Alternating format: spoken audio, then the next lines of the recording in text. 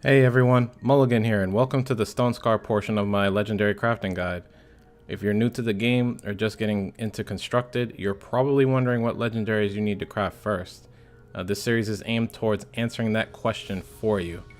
Because of that, we'll be focusing on a single two-color faction for each video. As always, I want to be as informative as possible with the cards I talk about. I feel that going fairly in-depth and giving a little history on how they've been used in different metagames will help you guys just starting out that want to focus on crafting legendaries for a particular deck. This video will actually have a similar format to the Combrei guide, where I'll just be talking about essential legendaries, which you should always craft first, and then the optional legendaries, which are cards that occasionally find their way into some decks, but are usually metagame dependent. I also have an honorable mention to talk about, as well as a card to keep an eye on as the metagame develops. I will still mention what decks each legendary on this list typically finds a home in. Any legendary I don't mention is either highly experimental, doesn't fit the general game plan of the popular decks you would see, or is just plain bad. Let's get into it. So starting off with the essential legendaries, we've got two of them, Bandit Queen and Soulfire Drake. Let's talk about Bandit Queen first. 4 power 3/2 unit requiring 2 fire and 1 shadow influence to play. She has charge, and when she comes into play, your units get +1 strength and quick draw this turn. So this is the marquee card for Burn Queen decks, whether that's the variant using big burn spells like Obliterate to finish off opponents, or the variant that focuses more on flooding the board with units and winning that way. If you're playing any Stonescar aggro deck that runs a bunch of low-cost units, you will need these. However, the amount of them you'll need to craft typically depends on the type of aggro deck you're going for. If you're going for the all-in strategy of just flooding the board with as many units as possible every turn and not relying on burn spells to win, you'll want to craft 4 copies of these. If you want the deck to be a little bigger, with higher cost direct damage cards like Obliterate, and to a lesser extent Soulfire Drake, in exchange for less units, you can craft 3 copies of these. So Soulfire Drake, the 5 power 5/2 unit requiring 3 fire influence to play. It's got flying and charge, and an entomb ability where when it dies, each unit in your deck randomly gets flying or charge. Quick note for those new, any units that you have already in your deck when this dies that have flying will automatically gain charge, and vice versa. So with the nerf to Flame Blast, what used to be an optional legendary has now become more important than ever for some Stonescar decks. When it comes to Burn Queen, at 5 power, this will round out the top of your mana curve, meaning it'll be the most expensive thing you will play in a given game.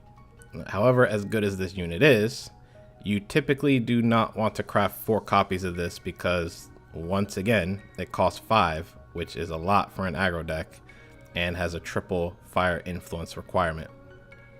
I would craft 2 copies of this card at the minimum, and there are several exceptions to this. Soulfire Drake only applies to the version of Burn Queen that runs fewer units in exchange for Obliterates. If you are running the version that just floods the board with a lot of units and doesn't run Obliterate at all, I wouldn't craft this card. Also, if you can, you will want to craft more than 2 of these if you are taking your deck into a tournament setting, but that will depend on the metagame. Currently, tournament Burn Queen lists have been running with 3 to 4 copies of these between their main deck and sideboard. Regardless, Bandit Queen takes priority over Soulfire Drake if you are trying to build any version of Burn Queen, and should be crafted before Soulfire Drake. So let's move on to the optional legendaries, and we've got 3. Those being Statuary Maiden, Means to an End, and Vara Fate Touched. Starting off with Statuary Maiden, this is a 4 power 2/4 unit requiring 1 fire and 1 shadow influence to play. She has Deadly. Enemy units that die while she's in play transform into +2/+2 cudgels, and you draw them. Probably my favorite Stonescar legendary, though Bandit Queen is close. She is one of the 2 units that keep Void Abuse decks in check currently, and blanks all Entomb effects in most cases. Unfortunately, as great as this card is, it doesn't see play in any Stonescar aggro deck, which are currently the most popular Stonescar decks at the time of this video. She just doesn't fit their game plan, and a 2/4 stat line is not aggressive at all, which is what those decks are looking for.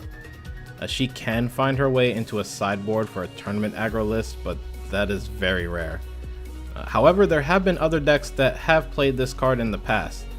Traditional Armory has played this card off and on. Once upon a time, Stonescar Midrange was a popular deck, where Statuary Maiden was a staple. The only other decks right now that play her are either Quarter Maiden decks that are focused on equipment, and Felnscar control decks. Statuary Maiden is just a generally good card to have around in your collection though, in case a slower deck using Fire and Shadow ever establishes itself, so I would craft 4 copies of these if you're able to. Otherwise, if you only plan to play the more popular aggro decks, I wouldn't craft these at all. Moving on to Means to an End. This is a 3-power relic requiring 1 Shadow Influence to play. It has Life Force. When you gain health, discard that many cards from your deck. Then, if you have no cards in your deck, sacrifice Means to an End to deal 25 damage to the enemy player. This is the classic case of a legendary fitting into one specific deck and being completely unnecessary in any other deck you would play. That deck being the Means to an End deck that was popularized by Sir Rhino at the beginning of the Omens of the Past metagame. It's a mid-range / control deck that can chain multiple units from the void onto the board using Vara Fate Touched, and a few other key cards like Slumbering Stone and Devour. Now, there's far more to the combo than just those 2 cards, but it allows you to use Means to an End both as a win condition and a combo piece. That said, that deck is the only deck so far that has used Means to an End successfully, and a typical deck list has never ran more than 3 copies of the card. So if you're looking to build that deck, I would craft 3 of these. Otherwise, you don't need them at all. And finally, for the optional legendaries, we have Vara Fate Touched. An 8-power 6/6 unit requiring 3 Shadow Influence to play. She has Deadly.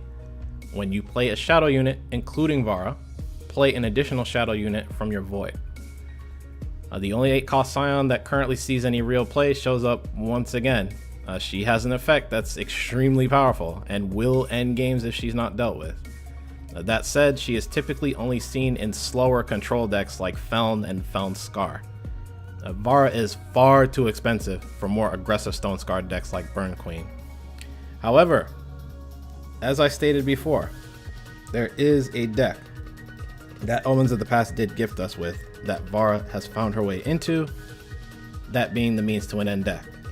Vara, along with a certain combination of other cards, actually allow you to bring units back from the void infinitely. Anyway, if you're looking to make that deck or a Felnscar control deck, they typically run 2 copies of this card. I would only craft 1 copy though, since if you finish Vara's portion of the initial campaign, you will get a copy of this card for free. I also want to give an honorable mention to Shadowlands Feaster, a 7-power 5/6 unit requiring 2 Shadow Influence to play. It's got Flying and Ambush. When an enemy unit dies, it goes to your Void. The Ikaria Killer is back. Not much to say about this card since it's typically only seen in slower control decks running Shadow like Feln Control, but Stonescar decks of previous metagames have been known to run this card, like Stonescar Ballers. In a very specific metagame where a slower deck using Fire and Shadow could be good, this could sneak its way into a deck. This isn't the case currently, but what's nice about this legendary is that, like Jack, you don't need to craft these. You can earn them through the Jack's Bounty campaign after finishing the 3rd part of it.